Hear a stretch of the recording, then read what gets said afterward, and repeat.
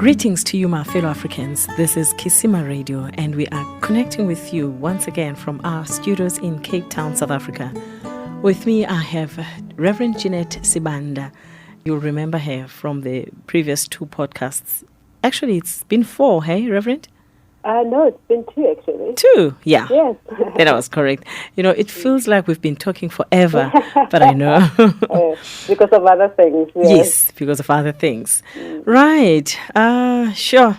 What a week. What a horrible way to start a week with this news of discovering Uyinene's remains in Khayelitsha. And not only that, how this girl was brutally murdered.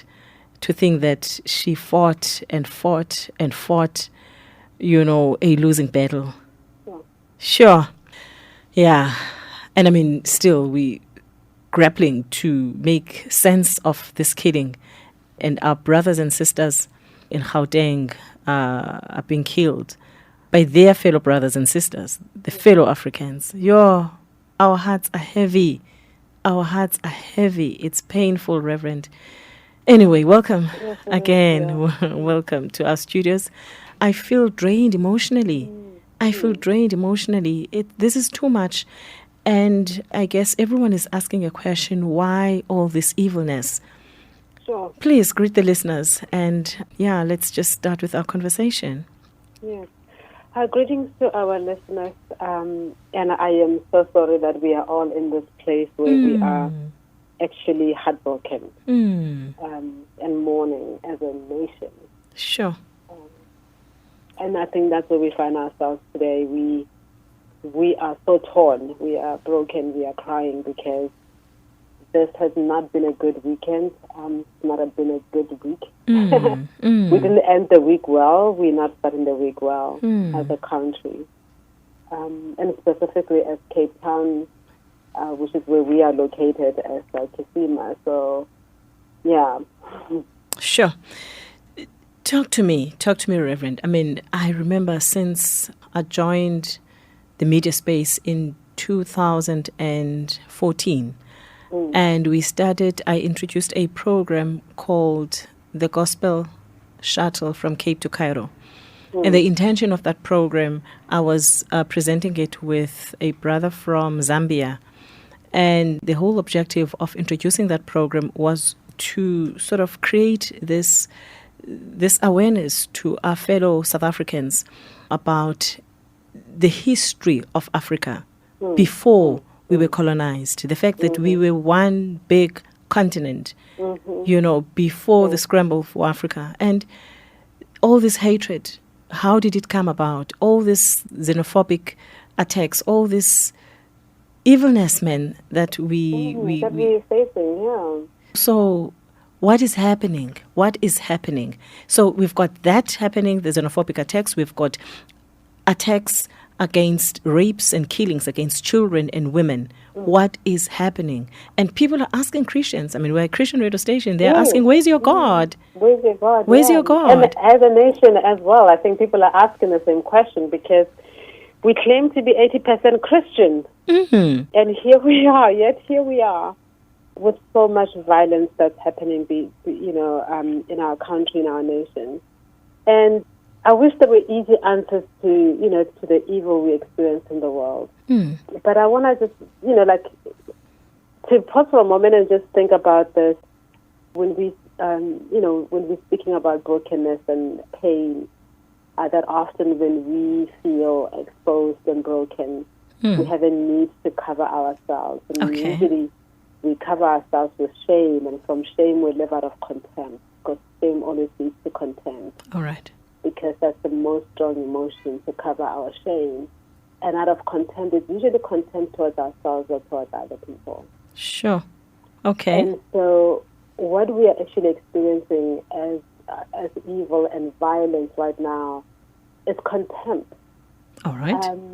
And that contempt, and I think the question that we have to be asking, really, where does it come from? Because where does this brokenness come from? Okay. And that's, I think, a key thing for us as a nation to reflect upon, because we are broken, and what's breaking us? And, there is These ladies who did, a research and wrote a book called it Disrupting Denial. And actually they do such a brilliant job in actually unmasking what's really going on, because there's so much invisible violence that goes on. What is the book called? Disrupting Denial. Disruptive or Disrupting. Oh, Disrupting Denial. Yes. Sure. And so they talk about, basically the subtitle of that is Analyzing Narratives of Invisible and Visible Violence and Trauma. All right. So this basically, and they put a really clear structure. I'm using their wording because I think they explained it in such a beautiful way in helping us understand that there's so much invisible violence that goes on. Okay. And that invisible violence breeds trauma, and trauma breeds another violence in our people. So the contempt, so we are seeing physical violence, but there's been so much, invisible violence that's going on that enables the physical violence to manifest. And we are not looking at that. And I think to experience so much femicide in South Africa, I mean, we are so high. Yeah. With the killings of women in this country by their partners, by loved ones, and by strangers. And then we have xenophobic attacks. All of these are symptoms of the invisible violence. Okay. So when I think about how when we put this violence, we fight the people that are closest to us. Yes. And not the people that are so far from us. And we do this because it's contempt, right? I'm hurt, I'm broken, and the next person that's closest to me, that's the one that gets to get the violence that I am experiencing internally. And so we call that self-hate. So we're feeling pain, and so we hate ourselves so much that we would hurt ourselves and harm ourselves. We're hurting the women we love, we're hurting the brothers we love from across the continent. So I was watching this video now with, this international reporter, foreign reporter. She was white, and she was interviewing these men in Joburg. Yes. About, why are they doing this to the other foreign nationals in South Africa? And she said, but I'm a foreign national. Why would you not hurt me? Yes. And, I mean, their response was just, they're like, you're not doing bad things. I'm like... On what grounds do you, what category are you using to define what's bad and what's not bad? Yes. And so why white foreigners not seen as bad, but black Africans are seen as bad? And so there is these narratives that are being formulated, and we get to hold to them very strongly. Sure. But let's talk about this invisible violence that's making this possible. Okay. All right. So this basically the invisible violence that Sarah Malotwane Henekam speaks about, basically have symbolic, structural, and psychological violence that's very invisible. Okay. So she talks about the idea that, when we think about structural violence, we can think about it even in our nation, right? Where we still have very strongly hold on to the apartheid structures. In terms of lining up, but we know that those structures were actually designed to benefit, the colonizers, of course, and the oppressors. So that structural violence, that's still in existence. That structural violence, and so it continues to perpetuate and grow in our communities. And that structural violence breaks the black body. All right, but how did it come about? Well, it came about from the symbolic violence, which makes structural violence, possible. Symbolic violence which says that other people are better than other people. I was just going to say, maybe let's just unpack structural violence so that we are all on the same page. Yes. So you have your symbolic violence that says white people are better than black people. Okay.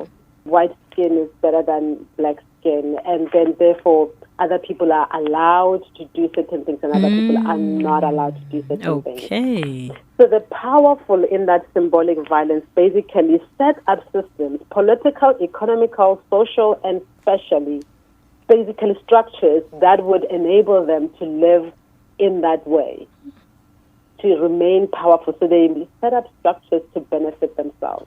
Sure. So symbolically, we say whites can do this and blacks can't do this. Okay.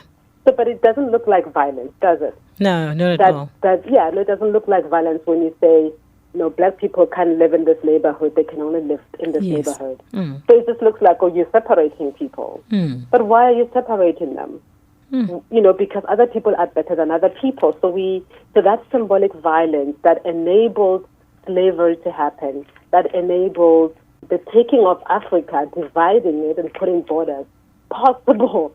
It was symbolic. Okay. But it was a violence that was put upon the black body on the African continent. And that symbolic violence made it possible so that we would not see each other as the same. Sure. So we then have the people who are now put against one another. And we can even think about it in Cape Town, especially here in South Africa, where we knew we had like the white people on top, Indian people or Asian people next, and then colored people next, and then black people at the bottom. Yeah. Now that's symbolic violence. And then you enable, what you do to reinforce the symbolic violence, it doesn't look like violence, but then we know that we don't look at each other the same. We are turned against each other because we treat each other differently because of how we understand ourselves to be set up. So this is enabled now politically and socially and economically. That makes structural violence. Because when you set up political systems, when you set up economic systems, when you set up social systems and special systems where people are allowed to be in certain places and other people, we look at our townships, look at how they look. Look at the places where the xenophobic attacks are happening. What kind of places are those? The townships. The townships. Yes. Right? Because structurally we've made it possible for people to be treated like animals. Sure. Right? So those people, they don't, so that kind of violence, so that symbolic violence that is now put in place and doesn't look like violence, it just looks like political decisions, just looks like economic decisions, the best, economic theories or practices that we then put in place, like, the economic systems we use that are market-driven. They're not people-driven, they're market-driven. So people are disposable. My goodness. Right? So these symbolic and structural violences, they now produce trauma in people because people begin to look at themselves differently. Yes. There is contempt. Yes. And that contempt will either go internally, which is what we've seen exploding in some of those poor areas in Johannesburg. And we'll also see it out in exploding outside. So it will either implode because it's internal, or it will explode, which is external. So basically it makes me to lose value, or rather it makes me not to see value in myself. In myself, no, it's not even just, yes, because you start to feel like you're not enough. Yes. You're not good enough. The system undermines me such that I don't value myself. Means that it affected my psychological thinking. So we're dealing with psychological trauma. And so that psychological trauma is what then enables people to do the madness we're seeing. It's like, how is it possible that we can see this? How is it possible that, I was watching these videos when these young men were carrying the tires and the machetes and saying, if these foreigners do not leave here, this is what they're getting. And you're like, that's a human being you're talking about. That's a human being. Like, where is the value of that person that you're talking about that they must leave? But the economic structures creating violence on the people, so much so that they would see the other person as the enemy and take out their contempt on them. So it's the economic violence, because this is what I was saying, like, let's look at those, we have the structures, but then the economics that are being put in place to maintain this violence on the people. Okay. So then it's, because then now it becomes structural. It's no longer just symbolic, but it's now structural. We've put measures in place to keep it in place and continually violate the people who are living in poverty, to the extent that we are so psychologically harmed. Psychologically harmed, where value of life is no longer important, but the money is important. So when they ask us why these people must go, it's because they're taking our jobs. Yeah. We have nowhere to go. What are we going to eat? The argument is that the foreign nationals, they're coming here and they're selling their cheap labor because South Africans are, they have trade unions, right? They can negotiate for salaries, they can negotiate for better working conditions, and the foreign nationals cannot do that because they have no rights in this country, right?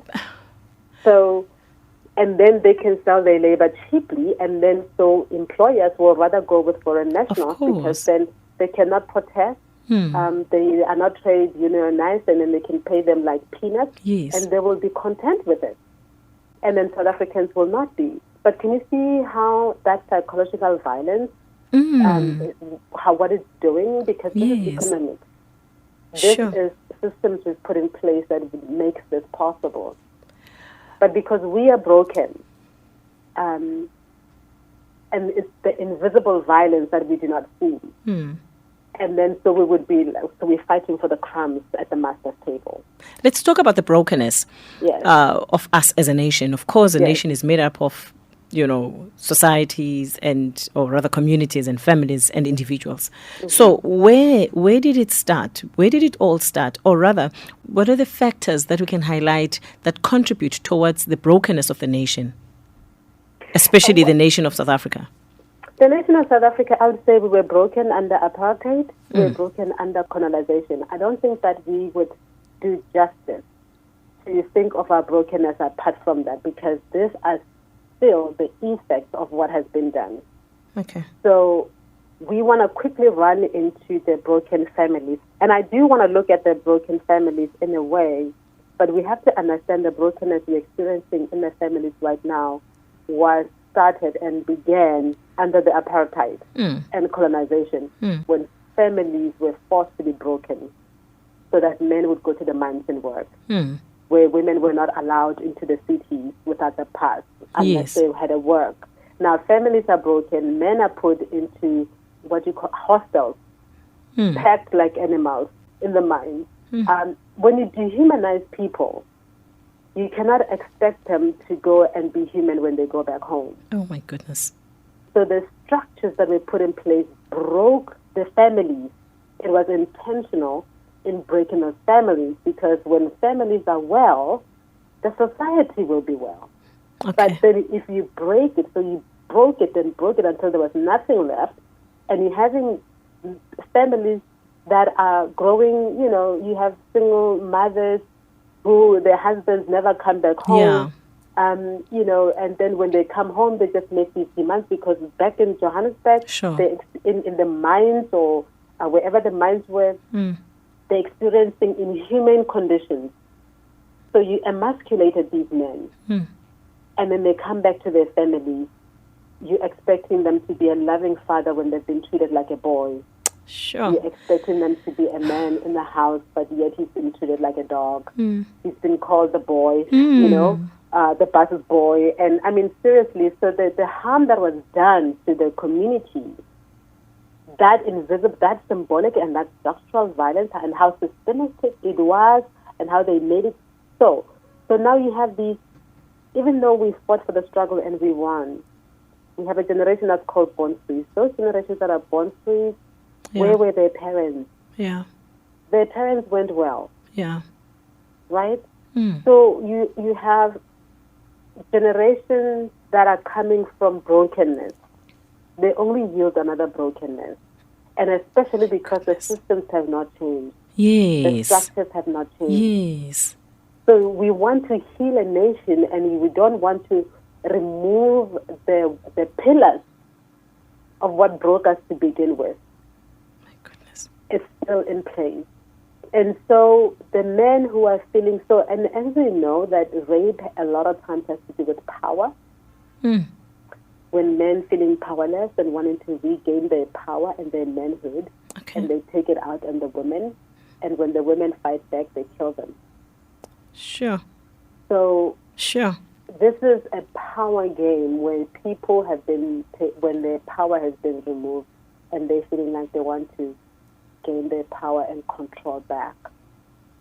And then so the femicide, I mean, the statistics are shocking that we're experiencing 3 women a day die at the hands of their loved ones.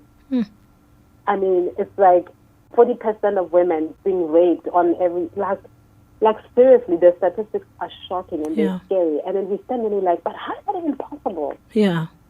How is that even possible that we would experience such a war on the female body? And you can't stop as a woman to think that could be me. Every time you hear of a woman being raped and killed, that could have been me. That could have been my daughter. That could have been my sister. Yes, and we are all scared as it stands right now. Of course. We're scared to walk outside. We're scared to go anywhere. We're scared to am I next? And I think that's the scariest thing to live in South Africa today, because no woman feels safe.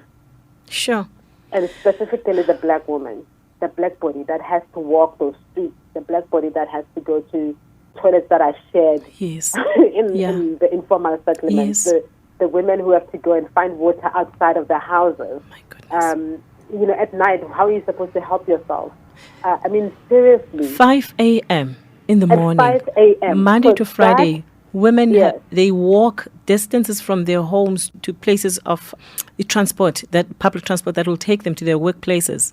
They get robbed in the process. They need to go get a train or bus or taxi. Exactly. They're not safe. We are not safe. Sure. We are so not safe. But then can you see that toilet outside? That's a violence. Nobody talks about that. It's a violence. My goodness. And that violence is going to produce another violence. Hey. So we might look at it and be like, oh no, but it's nothing. It's just a toilet. No, that toilet is a violence on the black body in the township. You cannot expect men in the township to be normal. They're going to take their violence out on the females, on the women. And also because even us as women, we are traumatized. And so we're raising our boys to be the same boys. So it's just a big cycle of violence. And that we need to start thinking about how is it possible? How do we undo this? But we have to realize that it runs deeper than just saying men need to stop and stop killing women. Because when we can tell them to stop killing women, they might stop, but they will verbally abuse us. Yeah. They might stop verbally abusing us, but they will deny us opportunities. Because sure.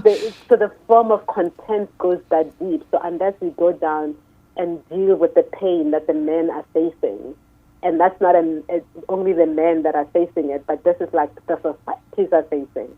Communities are facing this violence. And so it breeds another violence. So traumatize other people because we haven't figured out how to deal with our pain yet. Okay. And so we have self-hate, we have xenophobia, we have sexism, we have femicide. All of this are going down to the fact that we are hurting.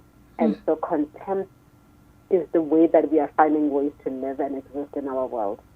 But how's the church helping in this brokenness, in this pain that is felt by the nation? My fear is that we don't know what to do. We hope we can pray it away. And I wish that we would have, as a church, have conversations around, what are we doing? What are we doing in our churches to deal with the pain that people are experiencing? What are we doing to deal with making awareness so that people can be aware of structural violence that's happening or the symbolic violence that's happening? What are we doing to undo those things? Because as long as those social and economic conditions and political conditions exist, they will continue to manufacture the same kinds of people. I don't think it's going to get any better. It's going to get worse unless we change, unless we remove some serious, big obstacles. So somebody made a comment that South Africans do not know their history on how they were able to fight, over apartheid. Yeah. Because if we knew, we would not be attacking our brothers and sisters. Of course. We would know. We would be like, that's my brother, that's my sister. Of course. And I would want to honor them. And at the same time, I want to say, no, actually, I think we would still do, even if we knew our history. You know why? Because we kill our women that we know, that we intimately love. So if we can kill the women that we intimately love and are with, what about a brother? What is a brother? Yeah. you'll just kill them as well, because what's going on is it's deep internally. So we might, and yes, it will help. I think in some way it might jerk some memories when we know our history more and engage with our history more. But I think about Cain and Abel in the Bible, right? Killed his brother. What happened in Rwanda, again, between the Hutus and the Tutsis, it was brothers, cousins who knew each other. Sure. So it's when we have to understand that the violence that people are living out now, it's not because they do not know. It's because of what's going on internally. It's because of what's going on structurally and symbolically when nobody is telling you something. Us especially, we love, when you're a parent and you have children, sometimes you don't have to speak. You just have to give a look, and then your children know exactly what you're saying. Yes. Right? Yeah. You do not have to say a word, but they knew what that look is, and they understood you. So that's what symbolic and structural violence does. It doesn't have to say anything. It doesn't have to be visible. It doesn't have to be a gun on your face. But for the fact that you do not deserve anything better than a shack, where when you have to be intimate with your wife, you don't know what to do with your children because you're all sharing the same room. Yeah. Or when you're growing up as a child, you have to listen to your parents fighting, quarreling, killing each other, hurting each other, or even having sex. I mean, like all of these things that people experience because of poverty.